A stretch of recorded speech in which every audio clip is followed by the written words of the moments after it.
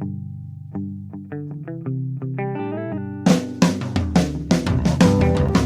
only real God is the one that you believe in. Start looking for the God in others.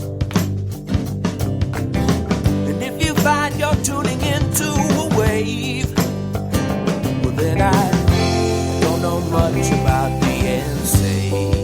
Hello, everybody. Hello, friends. Welcome into another episode of Spiritual Philosophy Chatter with the Joneses. I'm Danny Jones. And I am Samantha Jones. And here we are, episode 89. 89. The big 8-9er. 8-9. What is the topic? This is why not to fear death. Wonderful question. Cool. Well, before we jump into it, anything from last week? Well, last week we did 2020 Don't Let the Door Hit You on the Way Out. Yeah, it was good. Yeah, and people thought that was a really funny episode. They enjoyed it. But I wanted to wish our listeners a very happy new year. Happy New Year. It is now 2021. Yes, it is. Yeah. And so when you brought up that episode last week, I was thinking in my mind, goodbye. Yeah, Goodbye. Exactly. Right? I'm so glad that it's gone. It was an interesting night, when looking on the TV at the difference of Times Square, Mm-hmm.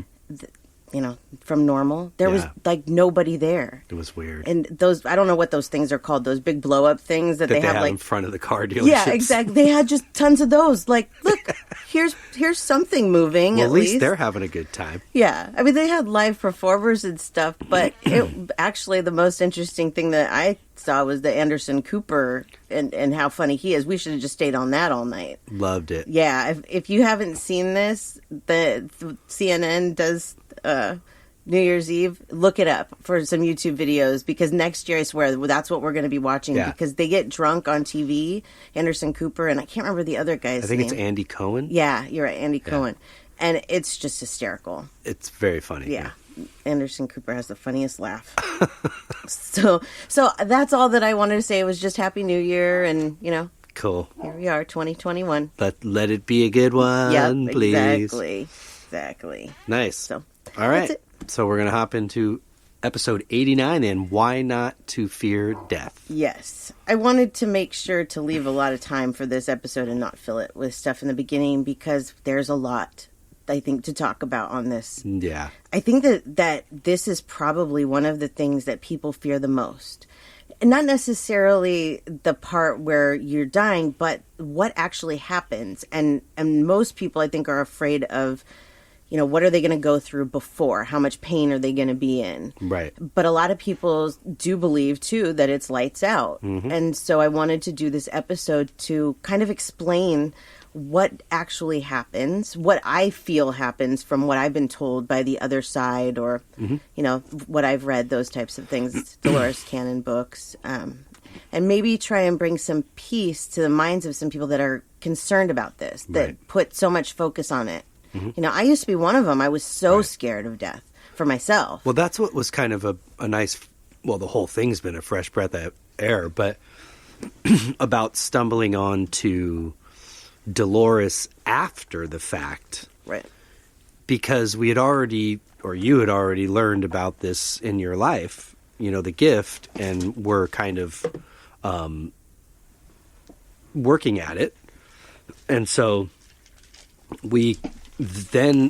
I was already asking questions that are addressed in Dolores Cannon's books. I was asking your mom, like, during channeling and stuff like that. So coming back to her later and, saying, look, she's saying that a lot of what you've already shared with me is correct, but she's saying some other stuff too that I'm interested in. And is this true? And she's able to basically, at first she wouldn't. She's like, you need to go search and figure this stuff out yourself. And then when I came upon it and realized they're saying the same thing as Linda's saying. Yeah. There's a connection. There's a truth. I never really thought much about it until my mom died. And then it wasn't like I had a choice to think about it or not.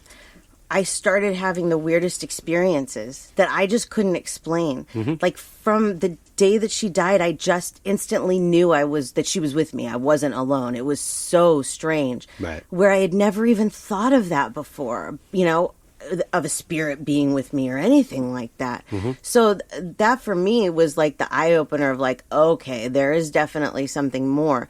And that took a lot of my fear of death away for a while, because I figured, well, if my mom can go through it, then it's probably not that scary. Sure. It kind of changed my outlook a little bit. Now this, becoming a medium, has completely changed my outlook. I do for myself. I fear the death of others, sudden death, but that's trauma that I've experienced. Not because of what I know as a medium, because what I know as a medium should just get me to calm down. Mm. But, sometimes you can't do. But there's people that fear sudden death for themselves too. Yeah. You know what I mean? When some people are concerned about death and how will I die and what will the pain be like, or some people fear that sudden element. Mm-hmm. Too. Yeah, I actually asked our listeners these questions this week. One of them was just, do you fear death? And most of them said yes, but they worry about others passing, not about themselves. And then the second most was no, that they've accepted it. And then a few said that they're afraid because of lights out. Yeah. So they're afraid for themselves, really, to die. Right. This is a hard topic. People don't want to talk about it because it is so real. It is a big elephant in a room. Yes. Often.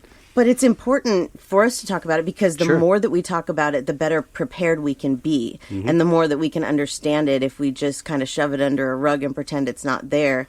Because we have to understand that there are only two things that's going to happen to all humans, and that's birth and death. Mm-hmm. Those are the only two things. Yep. It's inevitable. You cannot get away from it. Mm-hmm. So we have to deal with it. We have to talk about it. We have to make it less frightening so that, help people understand so that it's not so frightening.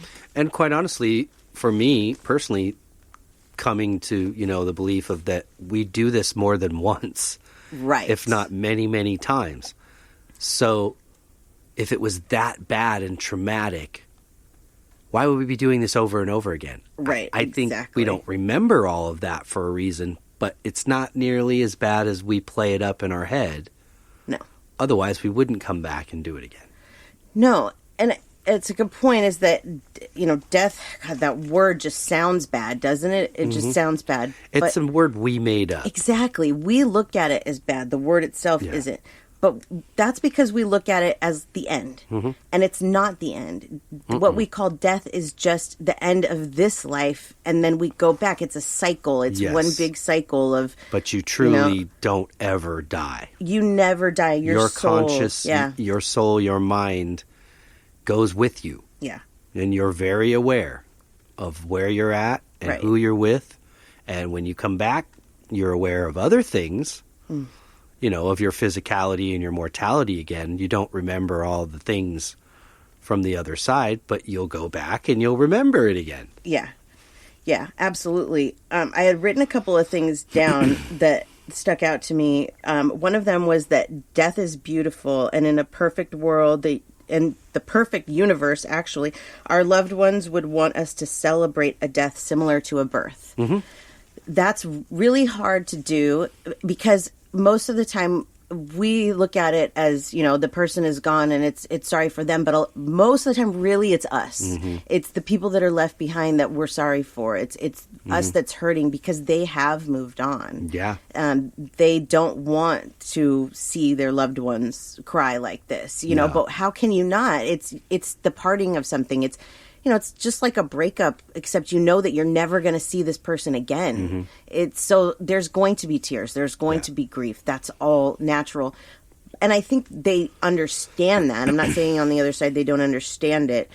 I think they start to not understand it when we sit in it for too long, when we stagnate in that, because it's like well, why? Right. We're happy. Yeah. I remember your mom sharing one time with us that Death Day on the other side is celebrated much more than even birthdays are on this side. Yeah. It's much more highly regarded. Right. here's something else I read, and it really got me thinking, is that we really are all just waiting to die. We're all in this imaginary line to die, to go to the other side. Mm-hmm. But then the same thing happens over there, where you get in line to be reborn. Mm-hmm. So it's like a cycle. And when you're reborn, they're not sad there for you, but they still, it's like, it is a part of them is missing, whoever leaves. You know, there's emotion that come with it. I believe that. Yeah, not like what we had, the grief we have here. Right. But they're still like, oh, you know. But they know we'll be back. Is what we're facing here in this question today is, you know, people's uncertainty of will I see them again kind of thing. One of the ways that has helped me really accept this and understand it is to separate the soul from the body. They are two completely different things. You have your soul, you have your body. When you can learn that one thing stays here and the other one doesn't, that really helps you, because then you can kind of look at all of these physical things, all of the human things that I've accumulated here, they stay here. Mm-hmm. Only what I came in here with and the memories and those things, the lessons learned, that's what goes with you. But everything else stays here. This meat suit, it stays here. Thank you. Yeah, if it was that important as a part of your existence, it would go with you. Exactly. It's our need to want to identify individually with this body. Yep. And like you said, the body stays here. It doesn't go with you. So it must not be important. But the funny part is the body dissolves, disintegrates, or whatever, dies. Right. But you, in actuality, you don't. Right. So its importance isn't what we put on it. It's important to take care of it while you have it. But it's just a travel suit. Exactly. It's how your soul can travel in this plane, this dimension, without others looking at you and freaking out.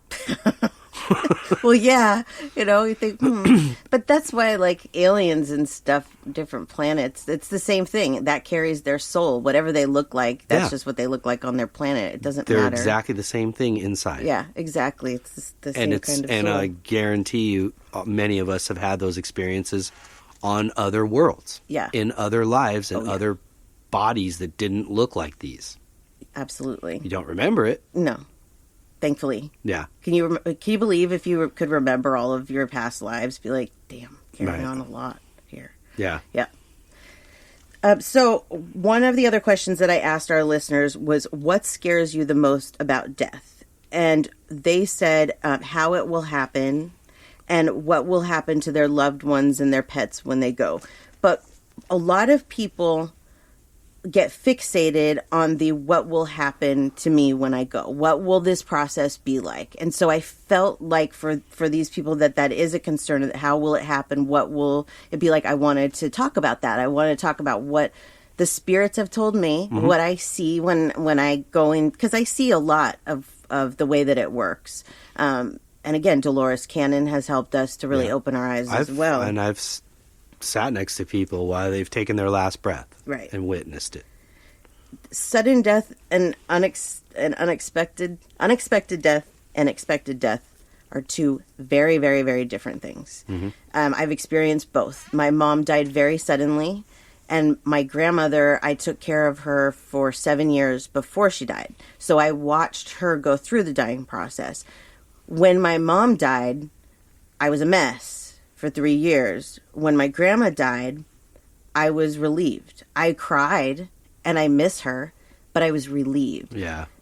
That's the difference. It doesn't happen all the time like that. There's still people that when it's expected, you don't have that relief that, you know, because they may be younger or whatever and it sucks, but it's still different. You've had a chance to kind of understand that this is going to happen and accept it as much as you can. Sure. Where with sudden death, it's completely different.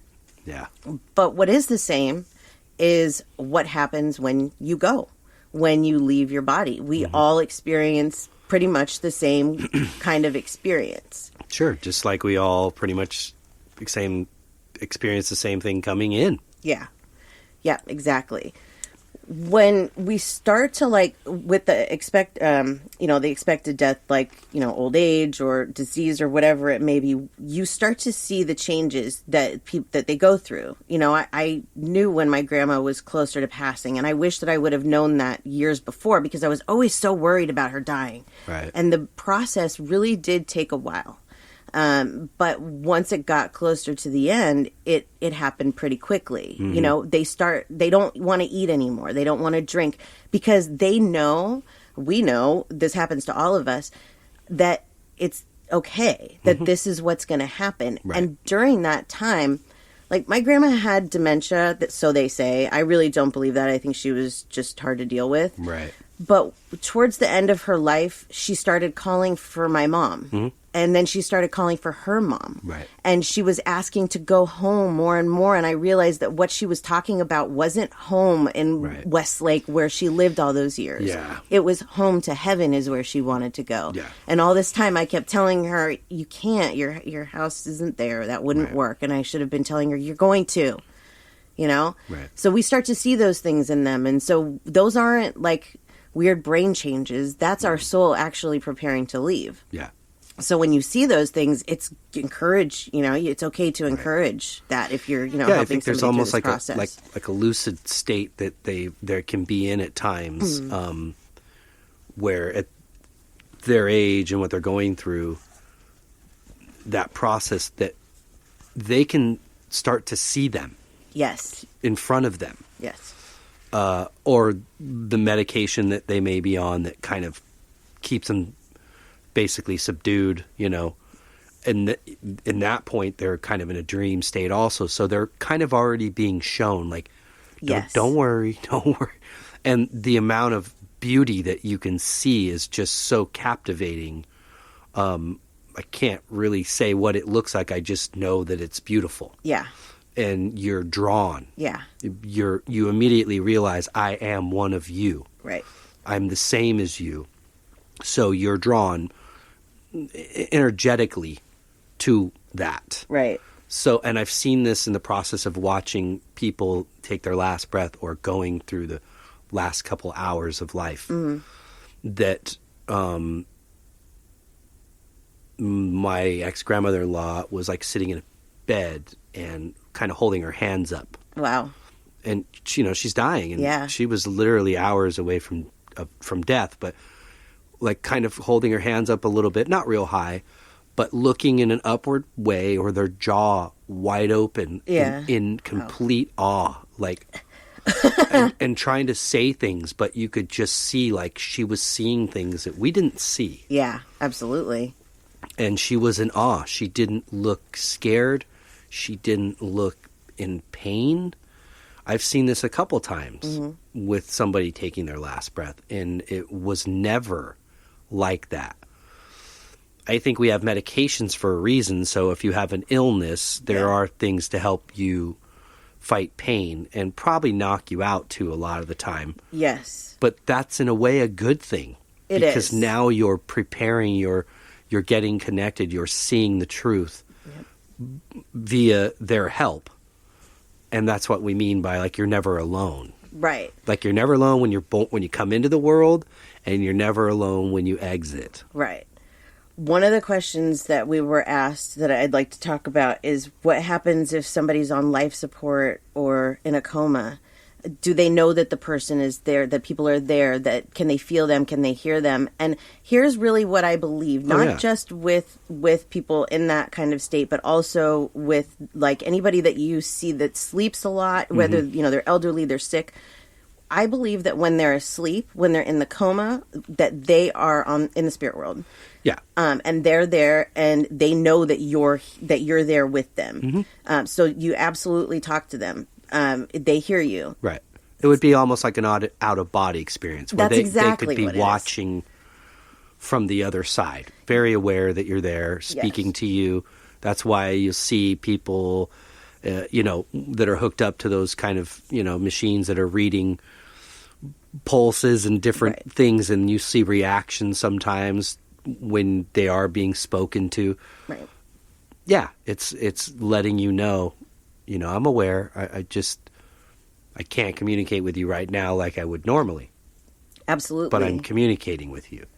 My grandmother had a near-death experience. And one of the things about that is that the only thing that makes it a near-death experience, and it as an exception like what we're talking about right now, is that you remember the out-of-body experience where, like, if you're in a coma, you don't remember that. Right. So my grandmother, she was, I believe it was when she was having her hysterectomy that she started bleeding out. And she was, flatlining. They were going to lose her.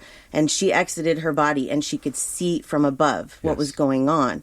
And she told the doctors that. And they thought she was totally crazy. But so she told them exactly what they said and exactly what she saw. Things that there was no way that she could have seen if she wasn't. And they were like totally floored by it. My grandma was also psychic. She never told anybody that, but she was. So I believe, like, I wonder if that could happen to me, like if I have to have surgery at some point. I mean, I've had surgery and that's never happened, but that would be kind of cool to be out of your body and be able to see it. I don't want to, flatline or anything, but, to be able to have that out-of-body experience and see all that would be whoa, and then to remember. So that's really the difference with, like, people in a coma or, anything like that, is that a lot of times they don't remember. Most of the time they don't remember that they're in the spirit world, and that they can see what's going on and that they know what's going on and that they can also interact with their loved ones at that time. Right. And then when they're here, they're here. But that's why, like my grandma and, what you were saying about your grandmother-in-law, was that they see that, they know that, they feel that. And when they're here, I almost feel like my grandma was like, oh, I just want to go back to sleep, to be where I was before, Yeah. Yeah. It's amazing. It really is when you think about how powerful we really are as souls. In regards to both expected, natural death and unexpected sudden death, something to keep in mind with this is that, our belief is that we're all connected to the source, to God, whatever. And we like to believe that there's this, what we can't see, but this cord, silver cable that connects us all to that energy and gives us our life and our energy. Right. The minute that cord's severed, you're on the other side. Yep. Like a door. Your life is done. Yeah. Okay. You can choose to sever that cord yourself and take your own life. It can be severed suddenly in a, car accident, some other unfortunate accident, and it can be severed by a long-term illness and death by natural cause. Yeah. Any time, and suicide isn't a great example of this because I don't condone it at all. I think you came here for a reason. You chose to come here as a contract to experience life as a human and to learn something, your soul to learn something, because your soul is going to return to the other side. The body won't. But your mind and your soul will remember and learn. Yeah. That's what's important in the big picture of it all. However, because you have this cable, this energy cable connected to you, you can leave. Yep. Besides suicide, you can leave before you actually die. You can choose if you want to go through the actual pain and suffering and feel it or not. That's your personal choice. Meaning, if you see a car coming on head on and you know instinctively you're going to die, okay, you can exit. Yeah. And you don't have to feel that. No. Some people choose to, some people don't. It's just a thing that each one of us feel like maybe we have to learn or we don't. Right. It's just, or we learn it at different times and we don't experience it again. Right. But I believe that is the case. The same would be for if you were lying in a hospital with an illness and you were dying progressively of this illness. You can leave. Yeah. Your body could still be connected, kind of like in a coma situation or some other situation that would be very sad. Yeah. You could be hooked up to all these cables and showing signs of, the heart's beating and we're keeping it alive, but you've left. Right. Right. So you don't have to be in fear. And this is something that I personally, death used to cripple me. Yeah. would ruin my day.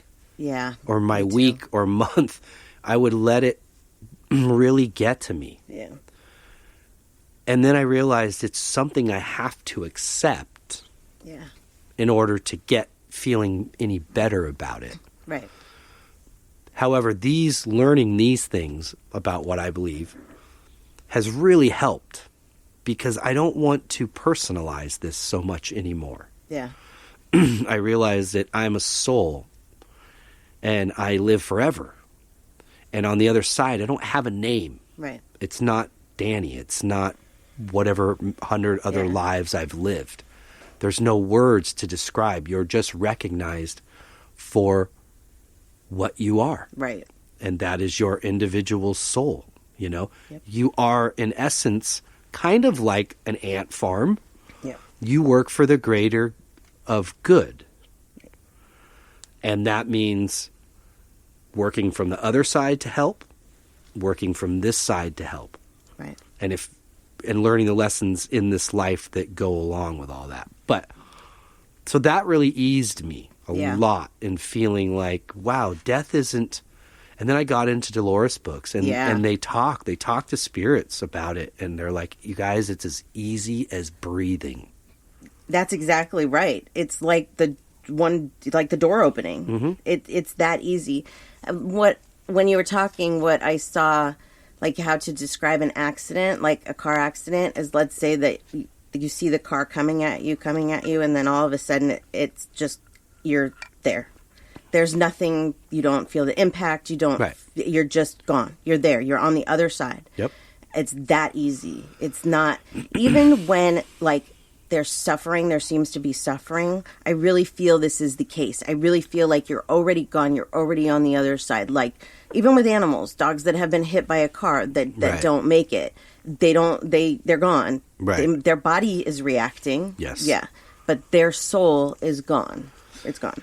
And that's, for me, that's very comforting. And I think as a soul and being the kind of power that we have, you can make that split, minute millisecond decision. Yes. Right before, if it was some type of impact or knowing, you know, or I fell off a cliff on accident. Right. And I'm watching the ground come faster and faster at me. Right. You can exit.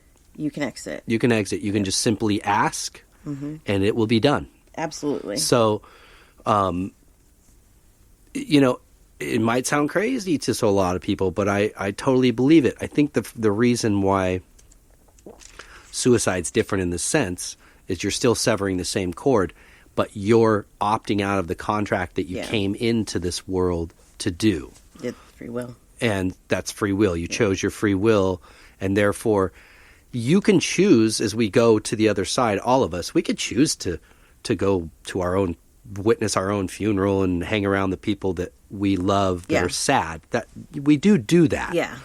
However, if you commit suicide, it's different. You have to go and witness this funeral, and you have to see in particular what your choice did to affect everybody else. Part of your lesson. It's part of your lesson. Yeah. So I don't suggest it. No. It's not like you go to hell. You don't go to hell. There's no hell. There is no hell. You go to the same place everybody else does, except you have to take a little time out to review this part of it. Yeah. And it's not necessarily easy. Right. Okay? Because you still have emotion there. Right. Whether you can shed tears, it's different, and we process it there different. Right. Because we have a greater understanding. Right. But that's why we don't condone that. Right. No matter how bad things get. Right. You know, don't make that choice. Yeah. Yeah. Life can change from one second to the next. You just never know what could come your way. So. Yeah. But let's talk about what happens when your heart stops and that portal opens and you go through to the other side. All right. The first thing that happens is you see loved ones. I talk to so many people that are afraid that they're going to get there and there's not going to be anybody there. Your pets will be there, and vice versa for your pets. When they get there, they're never alone. There's always somebody there.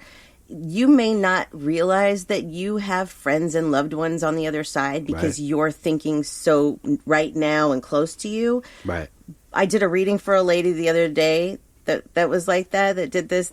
couldn't imagine her grandmother that died 30 years ago would want to talk to her now, so she totally forgot, yes, I have loved ones on the other side. No matter how long they've been passed, no matter what generation they are, they're still there. And they're still there to greet you. Mm-hmm. And they're still there to help you, too. So you never, ever, ever are alone. And that's not even including your soulmate who's assigned to you the day you're born to guide you. You'll always have your other spirit guides? Yeah, not soulmate. Yeah, sorry. Spirit guide. Mm-hmm. They're always there helping you too. Right. Family will always be there. Yes. But there is someone that's particularly assigned you for a reason. Right. That was their job, something they had to learn and mentor and do something. So it's not in vain. Right. And so even if you, because we kind of talked about a little bit in perception, let's say for someone that believes it's lights out, okay? And you die and you're holding, tightly to that concept that it's lights out. Right. Well, you might die and be in a room that's black. Right. You could perceive this if you want. It's not going to go on for very long. And my point is because your spirit guide's right there telling you, can we go? Right. Can we go now? Because I'd like to show you where we're really supposed to go. Right. So that's what we're trying to let you know is that don't fear it. Right. Go with it. Because if you have, if it's Christ that you want to see when you die, you'll see Christ. Right. If it's Buddha you want to see, you'll see Buddha. If you want to see Mary Tyler Moore, then that's who you'll see. Right. There is what's called the astral plane. Mm-hmm. And the astral plane is between basically I would call it the first level of heaven, or the second, if you want to call the astral plane the first, and here. Okay.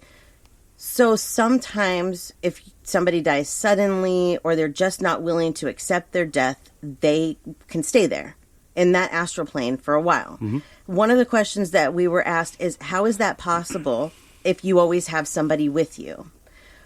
That's those people, those spirits, they're not going to leave you. They'll try and convince you to go, and they will not leave your side until you're ready to go. Yep. So they will still be there with you, but you're still stuck in this earthly thing. So the best thing that you can do is just accept it. But some people just can't. They just can't accept it. And that's what you're talking about when you it's possible to see a black room, is that's the astral plane. That's your own perception that you're trapped in because you can't let go of this physical world. Right. That does not happen to a lot of people. That is really tragic, sudden death, that where you're just like 1 second like, whoa.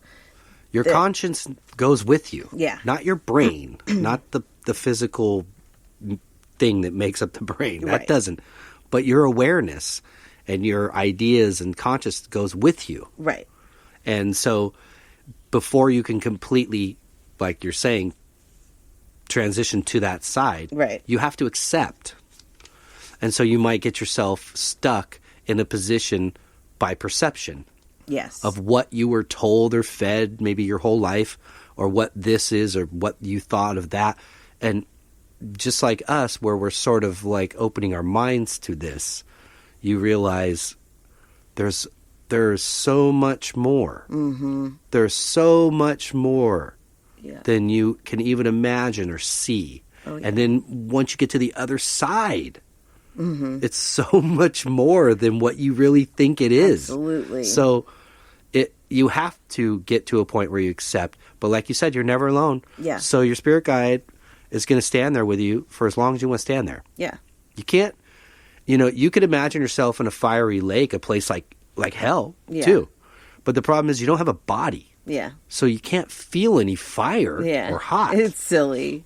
It would be just a stupid perception to put yourself in and be like, oh my God, this is hell. Yeah. But the truth is that's what you make up. Right. And you still have your spirit guide standing there going, God, this place is a real downer. Can we go? Right. Exactly. What does heaven look like? That's something that, Great question. Yes, get asked a lot. It's different for everybody. Mm-hmm. So when you get there and you are reunited, with your loved ones and everything, what will that look like? Right.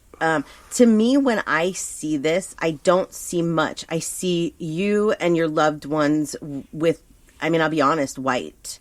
But what's interesting is that a lot of times when I connect to a spirit, I do see it with just the spirit, like what they look like, and then a black background, kind of like how Elle sees things on Stranger Things. But it's not eerie dark. It's just dark for me to pay my attention to that spirit. But I see the complete opposite when I see everybody together after they pass, and it just, to me, looks white. But that changes, you know, because then you can see whatever you want. It becomes your perception, your reality, once you've accepted that you have gone and that you have, you know, you are there now. And some of the stuff that I've read in Dolores' book, in her past life regression sessions, that they talk about, there are different levels. So obviously the higher up you get, the closer you are to the source itself. And I think that's probably where souls like Christ and Buddha and archangels are, like Michael and what's the other one? Help me here. Gabriel, you know, things like that. Yeah. Some can choose to come to Earth and some have never actually incarnated in a body. Right. They just stay souls. Right, exactly. So there are different levels, but she did talk specifically about, like, when traveling around there, that it's all in your mind, right? Because that's the only thing there that's with you besides your soul, your energy, is your conscious. Right, it's energy. So we can present ourselves to look like a glowing ball. We can take form of like a human or some other life that maybe we lived. There is a place that they kind of talk, which is she talked about in the lower, like, as you first enter, there's sort of there's a welcoming. Right. And then a resting period. Yes. And then a review of your life period. Yes. And then after that, then you are given some time to, like, I think, have fun. Yeah, you can do what you want. The impression I got. And so there's a place there where you can manifest anything that you had on Earth. Yeah. You can manifest a giant house and have all your friends and family that are there with you, and you can get them all looking like they did. Yeah, it's your perception. You can play, you know. So, but you also have to go to schooling there. Right. You have to learn. So it's not all play. Right. There are temples, libraries, like healing places for knowledge. Right. That we go to learn. The reason we come into a body is because you learn a lot more in a shorter amount of time. Right. Than you do there. And you have, like, hands-on experience. Yeah.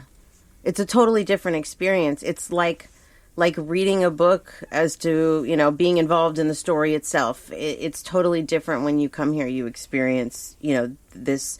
A lot of people think, you know, why would I want to reincarnate? Why would I want to come back here? Well, let me tell you what, you're going to get bored over there.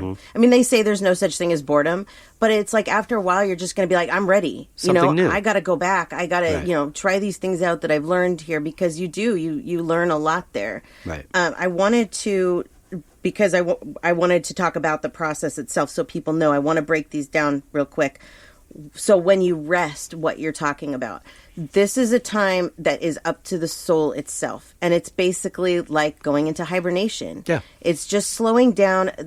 I think for me, what I see and what I hear from spirits is that the more, like, tragic their life or the harder it was, the longer they like to rest. If they were very sick, they want to rest longer.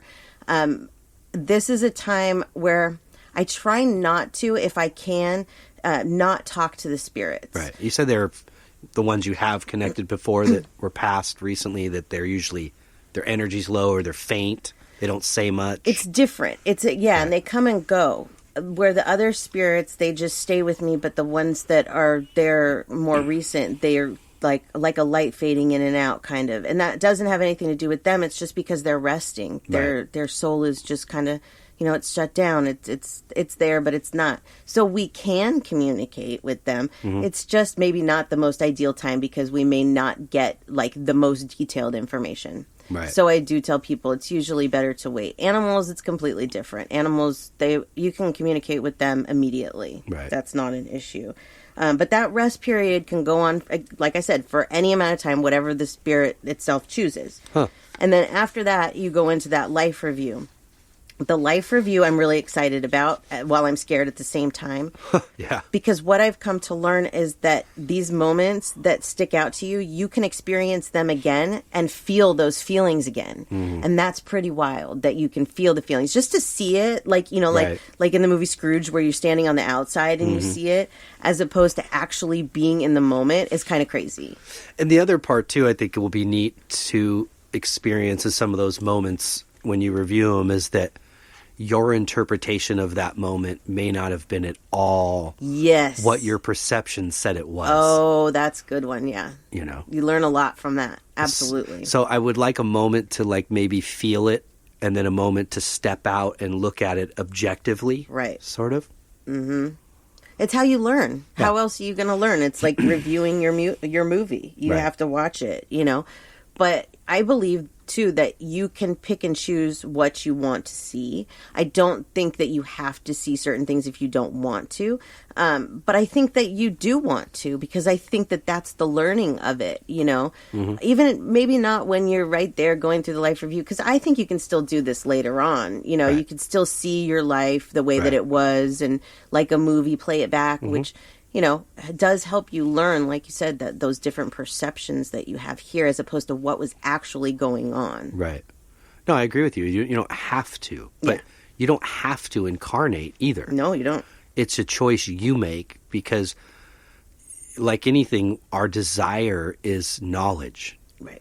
Experience and knowledge. And that continues. Even when the body dies, we're still craving knowledge and information and growing. Yep. But from there, we realize it's all positive. It's here that we get trapped in the negative. Right. And get in our own way in our learning process. And when we do that, we create karma that we realize through that life is now going to require coming back to fix or redirect or whatever you want to say. I don't know. Right. I asked our listeners, do they have fears about this process, about the transition process itself? And really their biggest fear is to watch family members be sad. Yeah. And I definitely understand that, but I know that we see it very differently when we get there. And I don't think that we want to sit, you know, and just, you know, watch them wallow. That's a process. It's something that they have to go through. We have to go through. Everybody experiences grief at some point in their life. It's a part of this learning process. Right. So you have to go through that. Yeah. So do they, you know, are they sad looking at you being sad? Right. I don't think so. I think it's looked at very differently than what we think. Mm-hmm. You know, so it's not as bad as what I think others think. But most of them said no fears, that they don't have any fears about the transition process itself, and I thought that was pretty cool. More people are just afraid of how they're going to die, how that's going to happen, because we don't know. They don't tell us you're going to die on this day. No, you're just gone, and that for a lot of people is very scary. It is, but you're just gone from the human sight. Yep, exactly. Yep. Your soul is still alive on the other side. Absolutely. We got asked a really interesting question, and this question opens up something that I think is really important. And the question was, how many days after passing is it acceptable for the physical body to be cremated? Okay. This is where you have to separate soul from body, soul from human feelings. Mm-hmm. When you get to the other side, you have no concerns over what is left here, including that horrible meat suit that was decaying and you left it here. Yeah. It's really, when you get there, my feeling is that they don't even understand why we make such a big deal out of the whole thing, the funeral, the everything, you know? And I did that. Like when my mom died, I wanted the best of everything for her because I felt that that's what she deserved. And so much money was spent on funeral and burying her and the location. And I never go to the cemetery because she's not there. You know what I mean? It was such a waste of money because she doesn't care. All of those things that she told me that she wanted, a white coffin, to have her hair dyed if it was dark, to wear jewelry, all of those things, she undid them. I had no choice but to get her a wood coffin. I couldn't dye her hair even though it was dark, and they refused to put her jewelry on her. That showed me right there that those things didn't matter to her anymore. Nope. My grandma walked into the funeral and saw the dark casket and got mad. And I was like, I don't know what to tell you. Yeah. That was all that was available. They couldn't get me a white one. She didn't understand. I get it now. Yeah. I understand that she wanted to show me those things aren't important. They weren't important. And so they're not. When you get there, those things are instantly not important to you. So how long do you have to wait to cremate a body? You don't. Right. If you want to take it straight from the house and cremate it, you go for it. Right. You do with it as you please, is basically what I'm saying. Don't feel, even with pets, don't feel like you have to do one thing or another. Right. Do what you want to do. Don't spend a lot of money on it. Don't do what I did. Yeah, it's not worth it. Oh, my God. I used to have this strange thought, too, when I passed. I thought, I want to be buried with my first guitar. Yeah. And then my mind started going, well, first of all, I don't want to be buried. Right. Okay? Because that's just a ridiculous waste of money. Yeah. And a waste of land and everything else. Which is more important. Right. And more so, what a waste of guitar. You know, like that could go on and live in somebody else's hands and birth other music. Yep. It was my way of not being able to separate my soul from my body. Right. And not being able to accept that I can't take anything, like as if I'm going to take that with me. No, right? It's going to sit there and rot for thousands of years. Why? Yeah. Somebody could get something out of it. Absolutely. You know? So, yeah, my whole mindset on that changed. And I look at it totally different. I do not fear it. I fear pain, but everybody fears pain. Yeah, for sure. But I do not fear it. No. And I'm so glad. That was a big hurdle for me. I think a lot of it had to do with things that I got involved with, probably religion in some way. Mm-hmm. Religion's frightening. And can really cloud, this whole process and really put a lot of fear into us. And that's unnecessary. Oh, yeah. Absolutely. Absolutely. So let's see. We've talked about what we do in heaven. We learn. We work on our souls. We help our loved ones. This is very important. This is what a lot of spirits do. They are around their loved ones. They're helping. The more that you recognize them, the more that they're going to be around you too. Mm-hmm. Because you could do anything when you're in heaven. You know, you want to learn, but you could go on vacation. You can go do whatever you want. You can travel anywhere you want in the universe, whatever it is. Mm-hmm. But if you're not going to pay attention to them being here, then they're probably not going to be around you as much. But if you're going to make an effort to know that they're around you and to see what they're showing you, my mother is constant. You see it when we go out. It is nonstop because I see it. Yeah. That's all it really takes is just to see it, you know? So you are there helping your loved ones, guiding them, showing them the way that they're supposed to go always. Yeah. You're preparing to reincarnate and do it all over again, really. That's one of the biggest things. Yep. And you can really do whatever you want. That's the last thing on my little list. Whatever you want, really. And just back to the religion really fast. I don't want to knock that because I think it's important for people to have something to believe in. What I meant is some of the ideals or beliefs for me were hard for me to get past. Yeah. But the benefit of, having a belief and faith in something, you can hope all day long for whatever it is that you want in life or, in your death or whatever. You can hope. But faith is where the power is. Yes, absolutely. Believing that the signs, like what Samantha, what you're saying is like, you got to see those signs and not just think that, oh, that's Cecilia. I just happened to see the same name as my mom. Yeah. On some sign. Yeah. That my eyes were just drawn to. Yeah, my eyes were drawn to. Oh, look, there's my numbers on that license plate. Yeah, exactly. Those kind of things. It's like you can disregard them, but then it's wasted effort for them. Yes. Because they're drawing your attention to these things for a reason. Yes. So if you want to quiet of your own home and privacy, talk out loud to them, do it. Yeah. It doesn't mean you're crazy. No. Okay?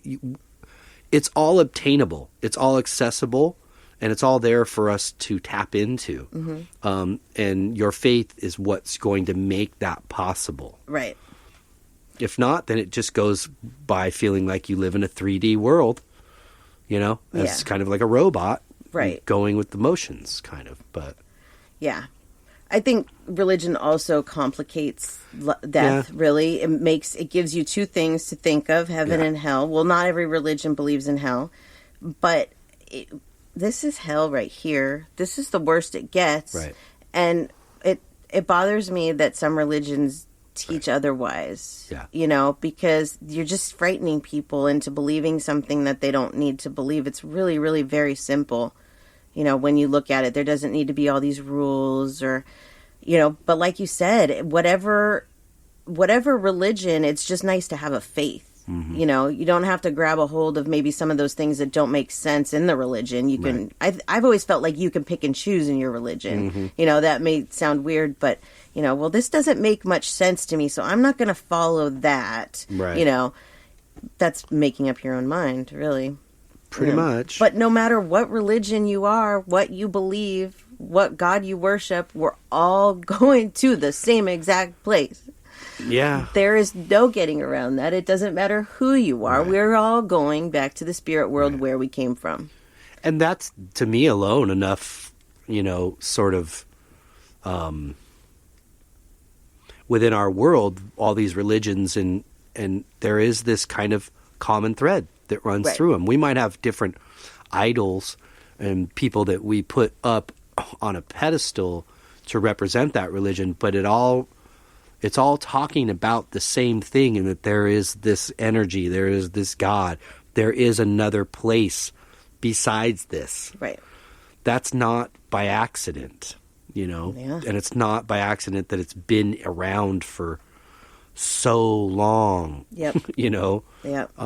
But can messages and things like that get misconstrued throughout time? Sure, I believe that. Oh, absolutely. But the message itself, the true essence of it, no, that's all true. Yep. Absolutely. This isn't the end.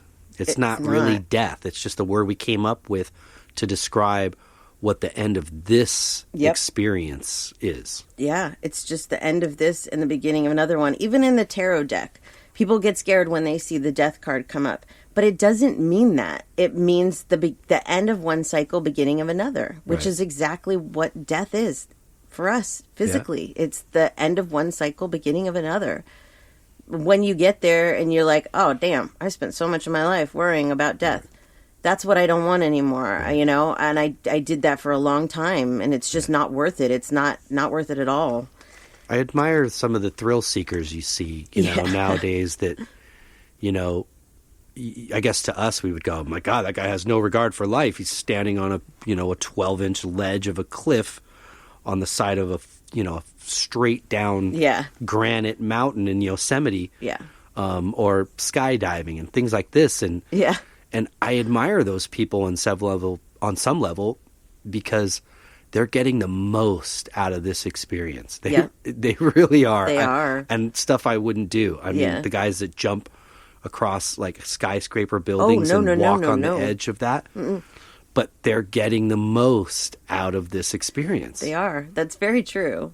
I'll just get the most out of this experience in different ways. That's okay. You can keep your heights and your building jumping and whatever else that requires me to be up high. Yeah. True. In one of Dolores's books, she talks about interesting things that we would want to know from the other side. And one of those things is that we won't miss our old lives. You're not going to be like, I want to go back. I want to go back. You're not. It's time to move on. That story has closed. It's done. Yeah, and something I've noticed really, if I can interject on that point, is that in readings you've done where loved ones here will say, oh my God, I miss them so much. Do they know I miss them? Oh, yeah, they do. Do they know that? And their response is usually, yes, I know. But they don't say, yes, I know, and I miss you so much. No. They don't say that. They say, yes, I know, because they're here. Yeah. So they don't miss you in the same way because they can see you. Exactly. And they can feel your emotion and your energy. Yep. We miss them because we can't see them. Right. Exactly. Yep. But you can feel their energy and they can communicate. And that helps ease that pain once you've come to that realization that this is, again, much more than what you can see. Yes. I've accepted my mother's death in a different way. Mm-hmm. Does it mean that I don't miss her? No, I miss her every day. But it's a different kind of missing now because she's there in my head all the time. I can ask her anything I want. I can talk to her anytime I want, but I can't reach out and hug her. Mm-hmm. So it's different, where she can hug me. I feel it when she does. Really, I do. Right. It's different. It's very different. Let's see. You'll have to work. Don't think that you're going to go there and sit on a cloud and do nothing. You're going to work. Because you want to. You'll want to. You're not going to be scrubbing floors or doing laundry. You're going to be working on your soul. Right. On the things that you didn't learn in this life that you need to learn for your next life. Right. Or things about your next life so that you're prepared for that next life. Right. Let's see. You won't be bored. So they say, I'll believe it when I see it. I think you get to the point where you're just like, I got to get out of here.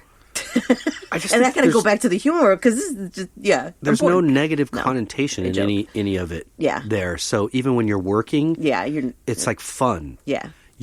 Because you understand from where you're sitting then, your perspective is much different. Exactly. It's so hard on the human level to be like, you're not bored, but No. that's a human thing. See, that's where we put our human emotions in the spirit world, and those aren't there. No. So where we maybe don't understand that's just the way it works. I'm like, how are you not bored? No really? matter like how much you practice this and pray and work it, like, trying to be the most spiritual person in the world, you don't actually hit that level of enlightenment until you have crossed. Right. There is a peak that you can never get here that you will achieve. We all achieve. Right. Once we've crossed. And then what happens there is what the beauty of that is it's like everybody's equal. Yes. Everybody is equal. You're a soul and you recognize the other souls. Yes. Just because you recognize them. Mm-hmm. You don't, there's no names, there's no faces. Right. You're just a soul. I mean, no, do you look at certain souls up there and think, oh my gosh, they're way more powerful? Of course you do. Yeah. But that soul's not looking at you like you're lower. Right. That you're all viewing each other the same. Absolutely. You're there for the same reason. Yes. The greater of good. Yes. All of these human emotions, all of these negative things, they stay here. There's the things that go are the love, the purity, the things that we come here with to begin with, the things that become us here that aren't like memories and all that goes away. Right. We leave the anger, we leave the resentment, we leave it all here. So why make it important here is the way I look at it. If it's not important there, then why is it important here? Right. They want us to do the things here that we can't do there. Mm-hmm. They want us to eat the delicious foods. Mm-hmm. Just wisely eat the delicious foods because you don't have that in the Right. spirit world. You don't have food. Nope. Do the things that you love here. Just be conscious of it. Don't eat yourself crazy. Yeah. Those types of things. But they want us to do that. They want us to have those experiences. And you want you to have that. When you get to the other side, you're the only judge. And that's another thing. You are the only judge. There's no God that's going to sit there and tell you did wrong. Nope. Your mother's not going to sit there and tell you did wrong. Right. My mother doesn't sit here and tell me that I did wrong. Right. She doesn't. She tries to coach me on how I can do better the next time without any kind of, Yeah. crap. You're the one that judges yourself for the things that you did. That's it. And that's why you come back. Right. To live another life is you've judged yourself and you've said, oh, there's some things I could work on. And you know what? Judging yourself is one of the hardest. You're the hardest critic on yourself. Oh, yeah. So for me, that's one of the biggest reasons I've made a lot of changes in my life is that I want to get to the other side back there and see my life review and be proud of myself and see how much I've grown instead of staying in that place that, Yeah. I want to be proud. I don't want to look back and be like, I should have Right. done it differently. Yeah, there's no jury or anybody that's going to cast you into a fiery lake. No, not at all. You are your own judge and jury. Yeah. And even at that, you're still gentle on yourself. Yeah, it's a different approach there. Yeah. It's all like, out of positivity and, love. So even when you have to learn, it's not ordered, it's not sentenced, it's just you do it. And one of the things that my mom told us once is that your worst day on the other side is better than your best day here. Yeah. So that's something to remember too. Yeah, those are good words. Yeah, exactly. So I just really quick before we finish, I just wanted to give a couple of books for people that maybe could help them if they want to know more about this. Mm-hmm. When I first learned about my abilities, the very first book that I read was John Holland, Bridging Two Realms. And it really lays out for you. He talks a lot about the transition and what it's like over there. It's a very, very good book. Dolores Cannon has a lot of those too, but Between Death and Life is the one where she really talks about this subject the most. It's a great book. That was the first one of hers that I read too. Yeah, it's good. So I highly recommend that. And then Tyler Henry has two books, Between Two Worlds. That's kind of more of an autobiography. Uh-huh. But he also just came out with a new book, Here and Hereafter. I got it for us on Audible. It's in there. Cool. I love Tyler Henry. Nice. And so that's on the subject as well. So that's some good continued reading if you want to know more about the subject. Cool. Or, if there's anything that we missed, because I'm sure there is, and that you'd like me to answer, or us to answer, just shoot us a message and we'll do it. Cool. Because I know that there's a lot of information on what happens, but really my goal for this episode was just to try and ease some minds and to make people really see that there is no lights out. No. There is life after what we call death. There's work to be done, folks. There's a lot of work to be done, Yeah. And we do, the more that we do here, the less we have to do there, really. Yeah. So. Yeah. So even if the end of this life, don't worry, you'll get to rest. Yeah. There'll be plenty of that. There'll be plenty of resting. Don't worry. So. And it's all good. Yep. It's all good. Very nice. Yeah. That was a good one. I like this subject even though it's, hard. Right. Yeah. It is, again, based on our perception, Yes. when you're looking at it from this side, but yeah. It's not. It's a glorious day for all. It is. When your time comes. Yeah. And don't, your loved ones, take the time to let them know beforehand. And if and when I go, right. Take your time to be sad. Right. But celebrate. Because I'm going to be celebrating. Right. Exactly. Once we do go to the other side, we don't miss this place like we miss them. Right. I know that there's probably some people sitting there listening going, how do they know all this? It's lights out. I know it's lights out. My entire life is based around the fact that it is not lights out. My job is to talk to spirits on the other side, and I'm really good at my job. I absolutely 100% believe and would stake everything on the fact that this is not lights out. No. That there is absolutely more out there than we even understand. Yeah. If it was lights out, I wouldn't have a job. I wouldn't be doing this show. And, I know, religion, you can't always trust. This isn't religion. This is different. Yeah. This is a connection that anybody can feel. Right. I can talk to any spirit that you want me to and show you that there is something more than just here. So please rest assured knowing that this is not the end. This is just a cycle, and that no matter how it happens or when it happens, it will be okay. And you planned it that way. Yep. And it's good. Yep. That's it. That's good. My rant. Very nice. Yeah. Cool. Well, before we say goodbye. Yeah. And thank you, by the way. That was awesome. Yeah. Would you like to share your page? Sure. You can find out all about me on my website, SamanthaJonesPsychicMedium.com. You can also message us at spiritualjoneses@gmail.com. Give us your show ideas, ask us questions, whatever you like.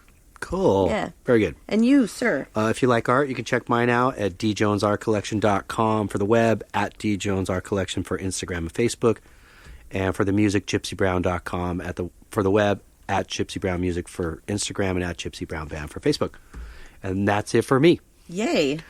Well, we hope everybody got something out of this. That we do. Maybe we ease some minds a little bit. I hope so. I really do. But I speak from experience. I struggled with this for a long time. Yep. And I searched in a lot of different areas, including religion and different groups, to find something I truly found that is real and I believe in. And this is it. Yep. And I don't have that fear anymore. Yep. So they've helped me with that. Yep. Thank we you. hope that they will help you, and we can help you too with that. Yeah. Yep. Cool. Yep. Well, we hope everybody has a great week. That we do. And until next week, peace and love.